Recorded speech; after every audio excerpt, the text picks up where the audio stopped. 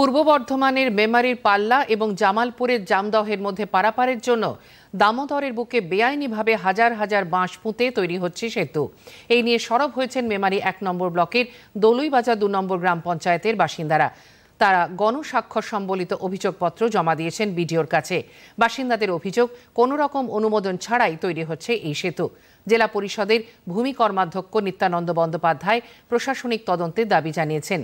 দলুইবাজার 2 নম্বর গ্রাম পঞ্চায়েতের উপপ্রধান ধীমান বিশ্বাস বলেছেন, তারা বিষয়টি দেখার জন্য প্রশাসনের কাছে আর্জি জানিয়েছেন।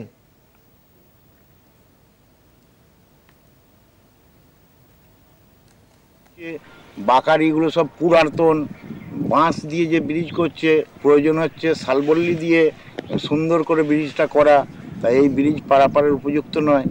আর একটা কথা হচ্ছে, এই ব্রিজের জন্যে দলুইবাজার 2 গ্রাম পঞ্চায়েতের এলাকায় পড়ছে, এনওসিও নেয়নি, পঞ্চায়েত সমিতি থেকেও মেমারি পঞ্চায়েত সমিতি থেকে কোনো এনওসি নেয়নি, তা অবৈধভাবে এই ব্রিজ তৈরি হচ্ছে। এটা যেহেতু জামালপুর এবং পাল্লা মৌজা মানে দলুইবাজার 2 গ্রাম পঞ্চায়েতের অধীনে পড়ছে, তার জন্যে আমাদের কোনো জানায়নি বা কোনো এনওসি আমাদের নেয়নি।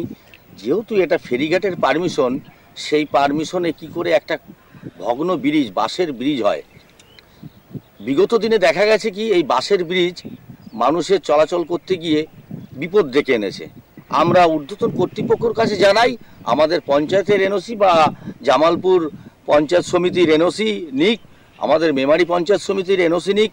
আমরা সেটা চাইছি, পুনরায় নতুন করে উন্নত ধরনের ব্রিজ যাতে মানুষের চলাচল করতে পারে, তার জন্য আমরা ঊর্ধ্বতন কর্তৃপক্ষকে জানিয়েছি। যে ব্রিজটা দিয়ে পণ্যবাহী গাড়ি, ট্রাক যাতায়াত করবে বা মানুষ যাতায়াত করবে, এই ধরনের ব্রিজ সম্পূর্ণ অবৈধ। আমরা বলতে চাই, এই ধরনের অবৈধ কাজ একদমই মেনে নেওয়া হবে না।